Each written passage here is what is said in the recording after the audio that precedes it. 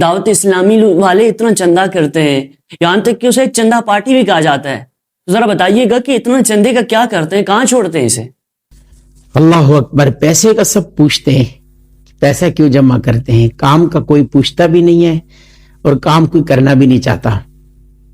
یہ بڑی عجیب بات ہے کہ آپ یہ تو کہتے ہو کہ آپ پیسہ کیوں لے رہے ہو، لیکن جو اس پیسے سے امت کو بینیفٹ ہو رہا ہے، جو فوائد مل رہے ہیں، اتنے سارے جامعات، دینی ادارے، مساجد، مدارس، کس قدر جو ہے نا وہ دین کا فائدہ وہ لوگ کر رہے ہیں.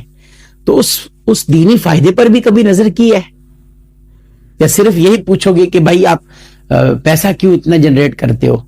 دیکھیے دین جو ہے نا، دین رسول پاک صلی اللہ علیہ وآلہ وسلم، اس کا جو سورس ہے، یعنی کہ اس کو چلانے کے لیے جس چیز کی ضرورت ہے وہ ڈونیشن ہے. ڈونیشن کی ترغیب دینا رسول پاک علیہ السلام کی سنت ہے، اور ڈونیٹ کرنا، ڈونیشن دینا، چندہ دینا، یہ صحابہ کرام علیہم رضوان کی سنت ہے. ٹھیک ہے. غزوہ جیش الاسرہ کا نام آپ نے سنا ہوگا. میرے آقا صلی اللہ علیہ وآلہ وسلم نے راہ خدا میں خرچ کرنے کی ترغیب ارشاد فرمائی.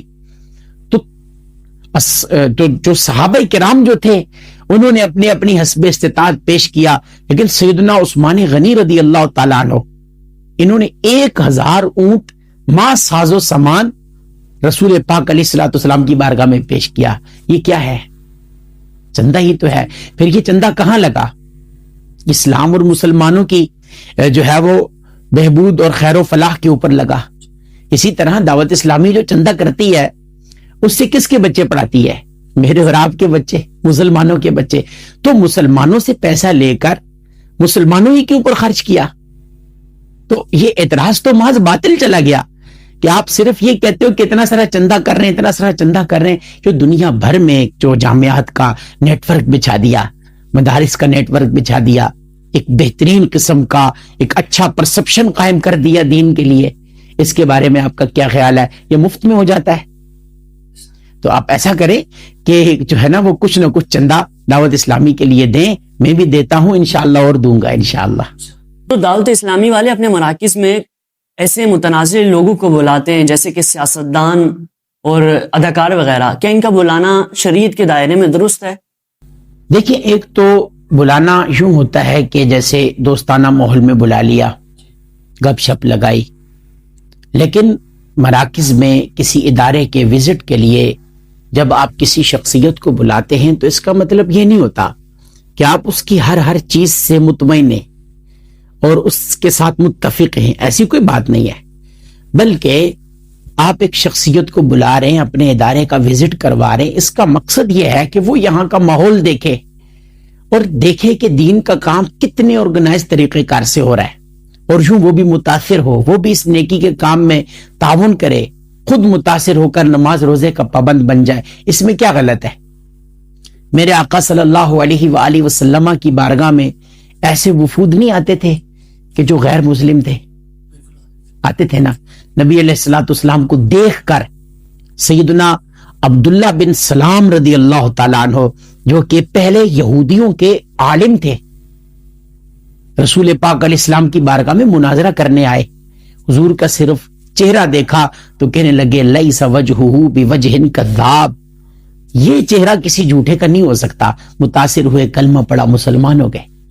اور پھر ان کو حبر الامہ کہا جاتا ہے. حبر الامہ، حبر الامہ سیدنا عبداللہ بن سلام رضی اللہ تعالیٰ عنہ. تو یوں جو ہے وہ اس کے علاوہ بھی کئی سارے ایسے واقعات ہیں. وفود حضور پاک علیہ السلام کی بارگاہ میں آئے، کلمہ پڑھا، مسلمان ہو گئے.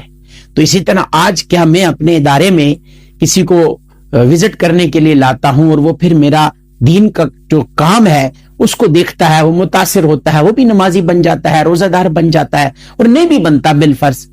ایک بات ہے نہیں بھی بنتا تو ہم نے تو اپنا کام کیا نا.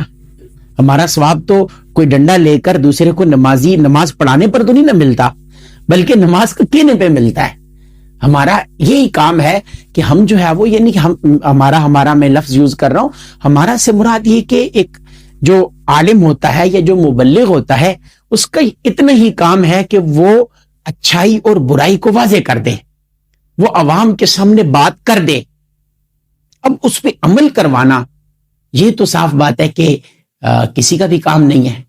آپ نے علماء دین سے ایک، جب علماء کرام بیان کرتے ہیں، گفتگو کرتے ہیں، تو جب تقریر ختم کر رہے ہوتے ہیں، بیان ختم کر رہے ہوتے ہیں، تو ایک لفظ بولتے ہیں، وَمَا عَلَيْنَا إِلَّا الْبَلَاغُ الْمُبِينُ۔ اس کا کیا مطلب ہے؟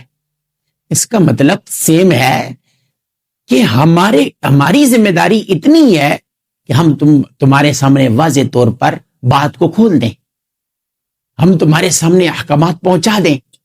اب اس کا طریقہ کچھ بھی ہو سکتا ہے، ہم تمہیں دکھائیں کہ اچھا یہ ہے، ہم تمہیں بتائیں کہ اچھا یہ ہے۔ اب اس کو اختیار کرنا نہ کرنا سامنے والے کی مرضی ہے، ایسا ہی ہے۔ تو اس کے اندر کسی قسم کی کوئی جو ہے وہ غلط بات نہیں ہے میرے خیال سے، بلکہ ماشاءاللہ ایسے ایسے اداکار، گلوکار، فنکار لوگ، بڑے بڑے جو ہے وہ سنگر لوگ ماشاءاللہ اس ماحول میں آتے ہیں اور صحبت کا اثر لیتے ہیں، اللہ کے فضل سے وہیں کھڑے کھڑے جو ہے وہ مائک لے کر کے توبہ کر رہے ہوتے ہیں، گناہ چھوڑ رہے ہوتے ہیں۔ کیسے سنگر اور جو ہے وہ فنکار لوگ جنہوں نے گانے باجے کی دنیا چھوڑ کر نعت کی دنیا سے وابستہ ہو گئے۔ تو یہ کتنا بڑا کام ہے اللہ کے فضل سے۔ ہم بات تو میں بھی کرتا ہوں، بات آپ بھی کرتے ہیں، ہم ہر جمعے ممبر پر جو ہے وہ بیان کر رہے ہوتے ہیں، لیکن ہماری گفتگو سے متاثر ہو کر کے کوئی بھی شخص کھڑا ہو کر کے اپنے گناہ چھوڑنے کی توبہ نہیں کرتا، نہ وہ روتا ہے، نہ اس کو وہ رقت ملتی ہے۔ لیکن یہ ایک ماحول ہے، یہاں بیٹھنے والا، اس ماحول کے اندر جو ہے وہ سروائیو کرنے والا، تھوڑے ہی عرصے کے بعد اس کے اوپر ایک رنگ چڑھنا شروع ہو جاتا ہے۔ یہ کتنی عظیم بات ہے، اس کو میرے خیال سے اپریشیٹ کرنا چاہیے۔